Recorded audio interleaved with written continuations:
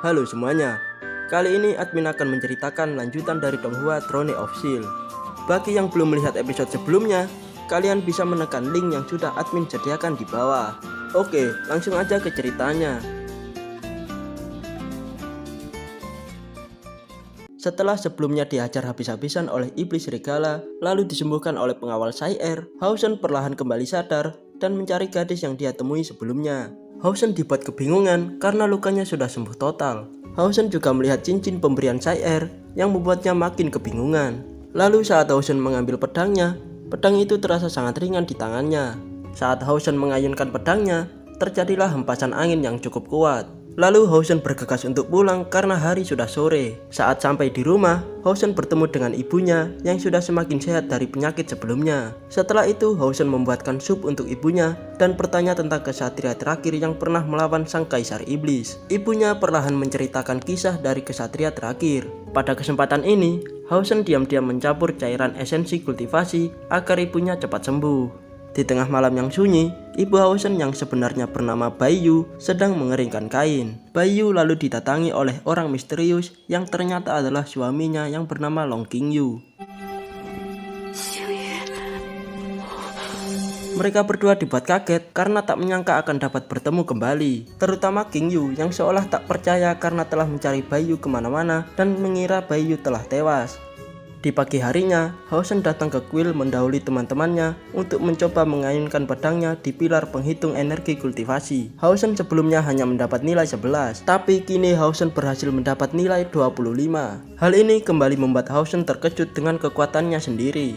Tanpa disadari, Hausen telah diawasi oleh Long Qingyu atau ayahnya sendiri. Qingyu lalu mengingat kebersamaannya bersama Baiyu tadi malam, di mana Qingyu meminta Baiyu untuk merahasiakan kalau dirinya adalah ayah Hausen. Rupanya niatan Qingyu adalah untuk menerima Hausen menjadi muridnya, agar Hausen dapat menerima dirinya secara perlahan-lahan.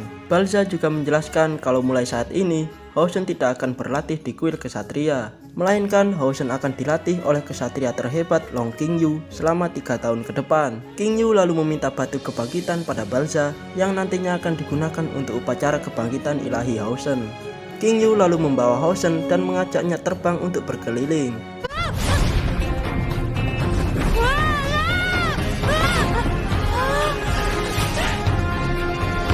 Hausen terlihat sangat senang karena inilah pertama kalinya dirinya terbang. Qingyu bertanya pada Hausen apakah dirinya tahu tingkatan kesatria. Hausen dengan tegas menjawab kalau kesatria dibagi menjadi 9 tingkatan. Tingkat pertama kesatria penjaga dengan 10 poin. Tingkat kedua kesatria semu dengan 100 poin. Tingkat ketiga kesatria sejati dengan 200 poin. Tingkat keempat kesatria agung dengan 500 poin. Tingkat kelima kesatria bumi dengan 2000 poin. Tingkat keenam kesatria cahaya dengan 4000 poin. Tingkat ketujuh kesatria kuil dengan 10.000 poin. Tingkat ke-8 kesatria sains dengan 40.000 poin. Tingkat 9 yaitu kesatria ilahi dengan 100.000 poin.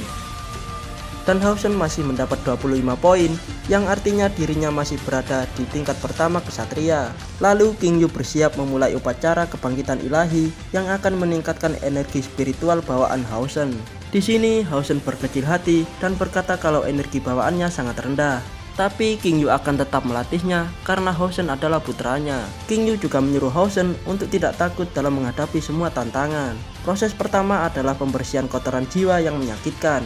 Tapi kotoran jiwa Hausen sudah hilang karena sudah dibersihkan oleh pengawal Sayer sebelumnya. Qingyu lalu melanjutkan proses selanjutnya. Terlihat ada 10 kristal yang melingkari Hausen. Yang dulunya Qingyu hanya bisa mengaktifkan sampai 7 kristal. Di sini kesadaran Hausen dibawa ke sebuah tempat yang beku. Dirinya lalu melihat sebuah pedang yang diselimuti kegelapan. Tiba-tiba Hausen mendengar suara yang menyuruhnya untuk mencabut pedang tersebut dan mengakhiri ujian ini. Tapi Hausen masih merasa ragu.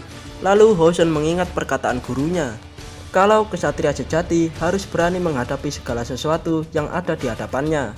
Hausen kemudian mencoba mencabut pedang tersebut dan keluarlah aura-aura kegelapan.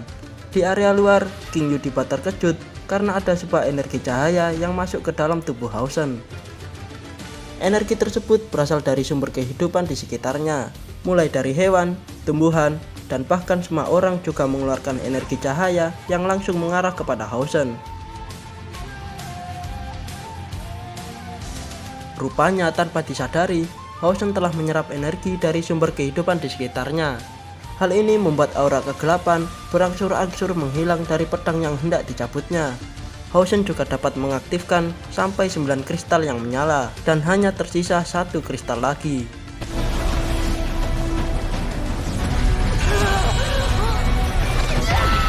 Hao-Shen lalu melepaskan energi yang sangat kuat sampai-sampai disadari oleh ketua iblis pilar ke-9 bernama Bai Meng. Di sini Hao-Shen terus berusaha mencabut pedang sampai akhirnya muncullah sebuah sosok berbentuk topeng kesatria. Sosok itu memuji Hao-Shen karena dirinya tak takut pada kegelapan. Sosok tersebut juga memberkati takdir Hao-Shen, di mana Hao-Shen akan memimpin umat manusia ke era baru. Tapi berkat selalu disertai dengan kutukan. Hao-Shen harus siap menghadapi tantangan dan ujian yang panjang walau harus mengorbankan nyawanya. Sosok itu mengatakan kalau dirinya percaya pada Hao-Shen, dan tiba-tiba Hao-Shen terhempas begitu saja. Hao-Shen akhirnya dapat mengaktifkan ke-10 kristal, dan kesemua kristal tersebut seketika pecah. Menyadari hal ini, King Yu langsung menyegel energi cahaya Hao-Shen. Karena Hao-Shen yang masih terlalu muda dan tubuhnya tidak akan sanggup menahan energi cahaya yang terlalu besar.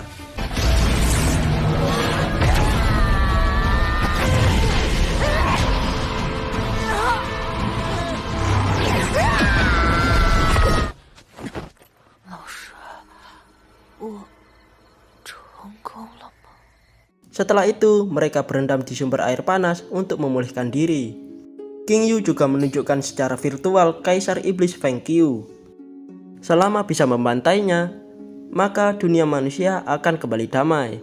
Lalu King Yu mengatakan kalau Hao-Shen akan mendapat pelatihan ketat darinya dengan tujuan untuk menjadi kesatria terkuat dalam sejarah dan mengalahkan Kaisar Iblis Feng Qiu bersamanya.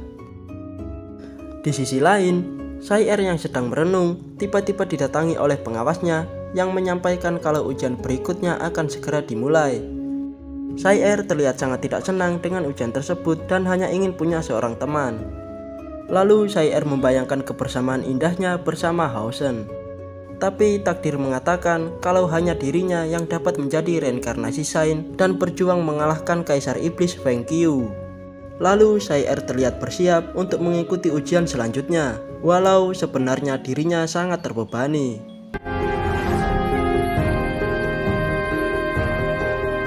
Keesokan harinya, King Yu mulai melatih Hao-Shen dengan menaruhnya di sebuah gua yang gelap berisikan iblis kelelawar tingkat rendah.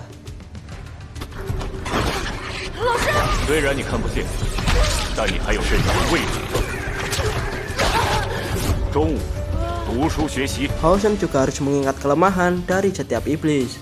Hao-Shen terus berlatih hari demi hari dengan bimbingan sang guru.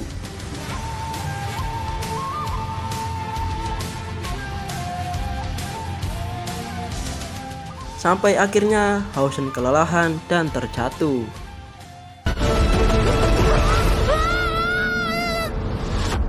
Lalu episode dari Donghua Throne of Steel berakhir sampai di sini.